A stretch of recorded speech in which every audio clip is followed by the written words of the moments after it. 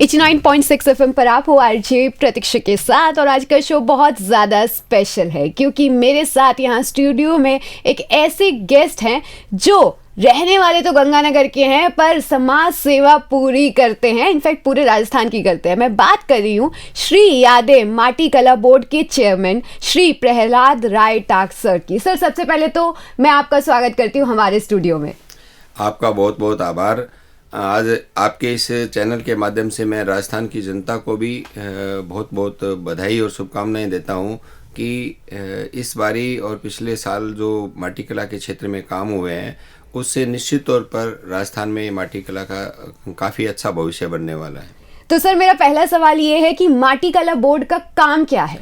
माटी कला बोर्ड, राजस्थान सरकार ने माटी कला बोर्ड का जो गठन किया वो एक माटी कला अपने आप में एक संपूर्ण आर्ट है। जिस तरीके से दूसरी कलाएं हैं, नृत्य कला है, वाद्य कला है, अपनी चित्रकला है, उसी तरीके से स्थापत्य कला, उसी तरीके से एक संपूर्ण आर्ट है। तो इसका विकास, इसके काम करने वाले लोग हाथ से काम करते हैं और उनका जीवन यापन है वो निम्न स्तर पर है। लोग काम छोड़ते जा रहे थे, तो इसका गठन उन लोगों को बढ़ावा देने के लिए, उनके जीवन यापन को सुगम बनाने के लिए, उनके कारोबार को बढ़ाने के लिए, जो है रोजी रोटी का साधन बढ़े, उसके लिए इस बोर्ड का काम रहता है। जिसमें उनके अपने जो रोज़मर्रा का काम है, जैसे वो मिट्टी के बर्तन बनाते हैं, कलाकृतियाँ बनाते हैं, यहाँ से लेके उनके बच्चों के शिक्षा और उनके जीवन के उत्थान के सभी कामों को करने के लिए माटी कला बोर्ड का गठन किया गया। तो सर, जो बैकवर्ड क्लासेस होती है उनके लिए आप क्या कंट्रीब्यूशन कर रहे हैं, क्या योगदान दे रहे हैं? ऐसा है कि बैकवर्ड क्लासेस के लिए ये है कि जैसे भारत सरकार के अंदर प्रधानमंत्री नरेंद्र मोदी जी ने एक प्रधानमंत्री विश्वकर्मा योजना चलाई, उसी प्रकार से राजस्थान में भी हमारे मुख्यमंत्री भजन लाल जी ने इन कामगारों के लिए अलग अलग क्षेत्र के अंदर अलग अलग काम किए हैं। और माटी कला बोर्ड का उन्होंने ये जो अपनी सरकार बनने के 3 महीने के अंदर ही गठन करके और एक नया इनोवेशन किया, जिसके अंदर उन्होंने इस छोटे तबके को, जिसके अंदर माटी कला का काम करके लोग, एक छोटा सा काम है लेकिन इससे एक व्यक्ति सम्मानजनक तरीके से अपना जीवन यापन कर सकता है। तो इसमें कोई जाति का बंधन नहीं है। कोई भी आदमी जो माटी के काम में रुचि रखता है और इससे अपना जीवन यापन करना चाहता है, या इसके क्षेत्र के द्वारा लोग राष्ट्रपति पुरस्कार प्राप्त भी कर चुके हैं। अच्छा। ऐसे बड़े इनोवेशंस हैं इसके अंदर, इतनी बढ़िया बढ़िया कलाकृतियां बनती है, तो कोई भी आदमी इसको कर सकता है। हम इसको स्कूलों कॉलेजों में भी लगाने की तरफ काम कर रहे हैं। तो सर, ऐसे और कौन कौन से प्रोग्राम्स हैं जिन पर आप काम कर रहे हैं? ऐसा है कि जैसे ही माटी कला बोर्ड का गठन हुआ, अभी इस भजनलाल जी के, माननीय भजनलाल जी ने जो मुझे नियुक्ति दी, उसके तुरंत बाद में ही हमारा अनुपूरक बजट आया था 2024-25 का। उसमें माटी कला के लिए राजस्थान वासियों को एक सौगात दी उन्होंने कि एक माटी कला सेंटर ऑफ एक्सीलेंस की घोषणा की। उसकी ज़मीन अभी उपलब्ध हो जाएगी हमारे को और वो जयपुर में बनेगा। एक बात तो सबसे बड़ी, उसके लिए 5 करोड़ रुपए के बजट की घोषणा की, उस पर काम चल रहा है। दूसरी घोषणा, एक बड़ी घोषणा थी कि जो मिट्टी के काम करने वाले लोग हैं उनका जीवन स्तर इतना कमज़ोर है, वो बीपीएल से भी नीचे के लोगों के श्रेणी में आ रहे हैं, तो उनके लिए मशीनें खरीदना संभव नहीं था। तो राजस्थान सरकार ने हमारे बजट के अंदर पिछले 2024-25 के बजट में 1000 विद्युत चालित चाक और मिट्टी गूंदने की मशीनों की सौगात दी, उन्होंने घोषणा की थी। वो अभी हमारे वहाँ पर उसके अवेयरनेस कैंप चले पूरे राजस्थान में। उसके बाद में उनका फार्म भरे गए, लॉटरी द्वारा चयन किया गया और चयनित लोगों को पूरे राजस्थान में प्रशिक्षण दिया गया 10-10 दिन का। उस 10 दिन के प्रशिक्षण के बाद में अब उनको वापस वितरण मशीनें जो है उनके डोर टू डोर उनके वहीं पहुंचा के उनको वितरित कर दी जाएंगी, ताकि वो अपना काम आगे जीवन यापन सुचारू रूप से कर सके और मिट्टी के काम को करे और उसके ऊपर कलाकृतियाँ भी बनाए। उनके पास समय बचेगा।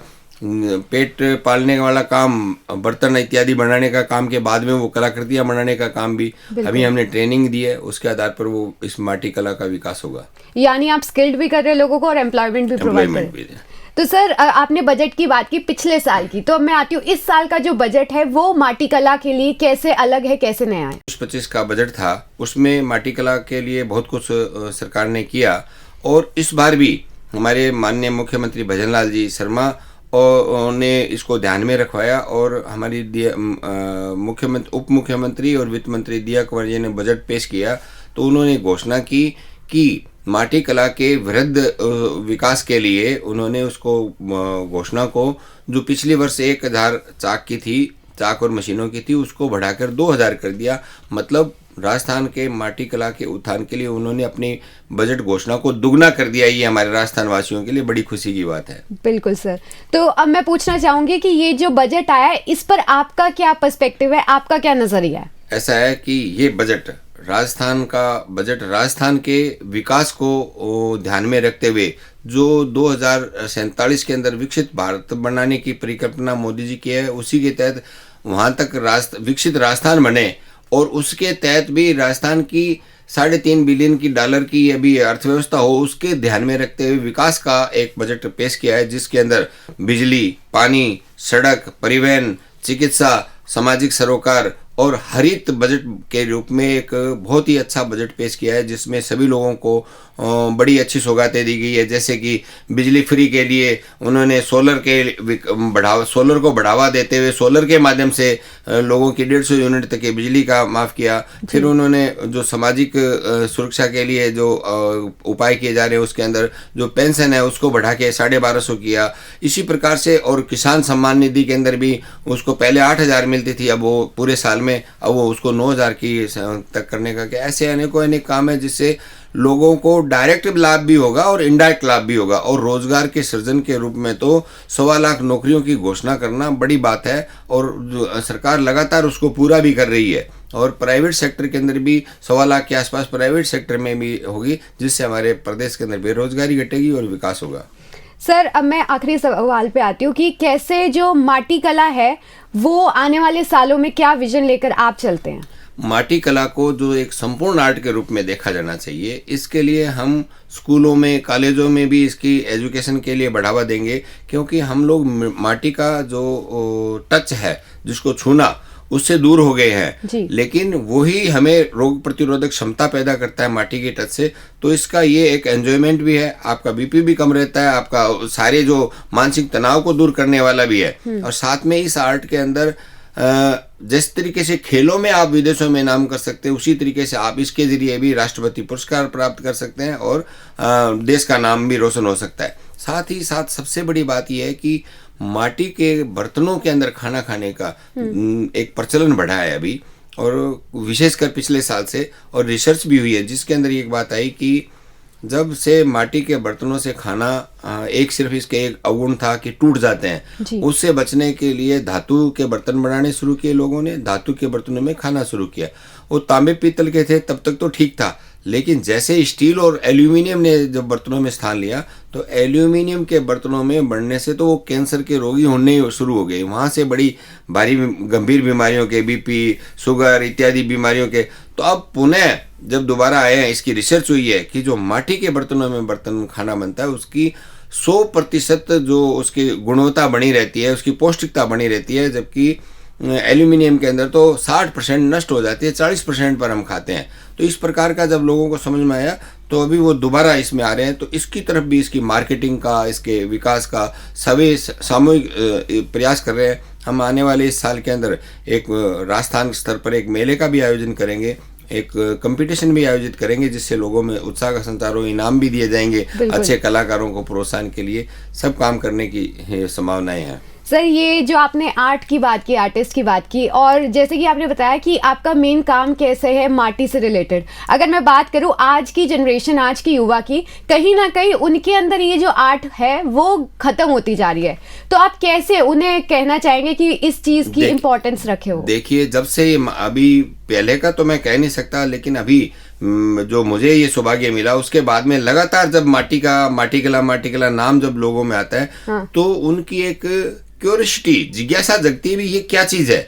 जब उन्हें पता लगता है तो ये तो एक बड़ा अच्छा आर्ट है और बहुत ही कम श्रम में, बहुत कम समय में सीख सकता है आदमी, कलाकृतियां बना सकता है। तो लोग इसको अपनी हॉबी के रूप में ले रहे हैं। जैसे आपने क्लासों के अंदर, स्कूलों के अंदर एक पीरियड होता है इनका हॉबी का, उस हॉबी के अंदर एक पीरियड ये भी उसके अंदर, ये भी स्कूलों के अंदर हमारा है भी, उसमें सिखाया जाए। तो ये माटी के अंदर अभी आपको बताऊं, इसके अंदर हमारे राजस्थान में कम से कम 10 स्टूडियो बन चुके हैं, अच्छा, जिसके अंदर लोग पैसे देते हैं, चाक रखे हुए हैं, मिट्टी का उसका एक आर्टिस्ट बैठे हैं, वो उनकी कलाकृतियां बनाना सिखाते हैं और उसका एक पैसा लेते हैं निश्चित, 1 घंटे का 100 रुपये, कोई 150 रुपये, और वो कर रहे हैं। तो ये अभिरुचि बढ़ने का ही काम है। तो इस निश्चित तौर पर युवा जो घट रहे थे, जब उनको लगता था, क्योंकि सबसे बड़ी बात होती है मिट्टी को गूंदना और फिर उसको हाथ से चाक चलाना, जब सरकार की तरफ से ही जब ये आई हैं, तो अब वो आदमी जो सक्षम है वो खुद खरीद लेगा। तो अब ये मशीनीकरण है, इससे एक आम युवा भी घर बैठा बैठा 2 घंटे के अंदर पूरे दिन के अपने खर्चे लायक पैसे कमा सकता है और अपना एंजॉयमेंट भी कर सकता है, पढ़ाई भी कर सकता है, सब कुछ कर सकता है। इतना सरल और मन लगने वाला काम है। बिल्कुल, मैंने कुछ टाइम पहले भी देखा कि आजकल रेस्टोरेंट और कैफेज में भी ये पोएट्री का काम बहुत ज्यादा हो गया। यही बात है। और आजकल तो 5 स्टार होटल्स के अंदर भी इनके जो कांच वाले, स्टील वाले, वो सब हटाने शुरू कर दिए। लोग बाग इसके परोसना भी और रखना भी और सजावटी सामान में सभी में अपना माटी के जो इंस्ट्रूमेंट्स है वो काम में ले जा रहे हैं।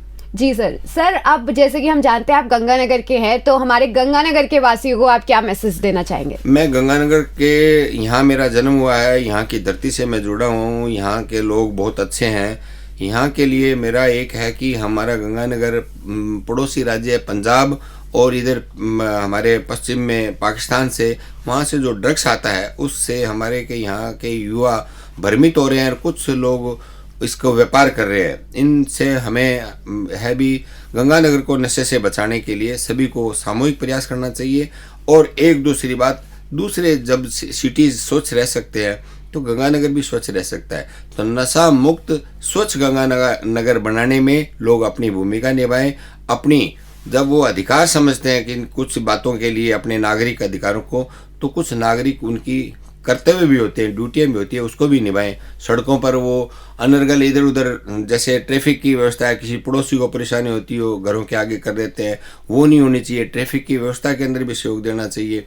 और सबसे बड़ी बात है यहाँ पर जो भाईचारे की भावना है, उसमें ये मेरा करके मकानों के आगे से जो एक नई बात जो पनपने लगी है गलियों में, सड़कों के ऊपर, ट्रैफिक की व्यवस्था की, उसमें सामूहिक रूप से उसका सहयोग करते हुए और गंगानगर के अंदर भाईचारा बनाए रखें, यही मैं गंगानगर के लिए कहना चाहता हूँ। सर, बहुत ही प्यारा मैसेज जो है वो आपने दिया। एंड आई रिक्वेस्ट कि जो भी सर ने हमें बातें बताई माटी कला की, वो तो एक अच्छा इनिशिएटिव सर ने लिया ही है, लेकिन हमारी भी रिस्पॉन्सिबिलिटी बनती है कि भाई गवर्नमेंट के साथ हम प्रॉपर कोऑपरेट करें। तो sir, thank you so much कि आप आए और इतनी प्यारी प्यारी बातें जो है आपने मेरे साथ और यहाँ के लोगों के साथ शेयर की। सर, धन्यवाद।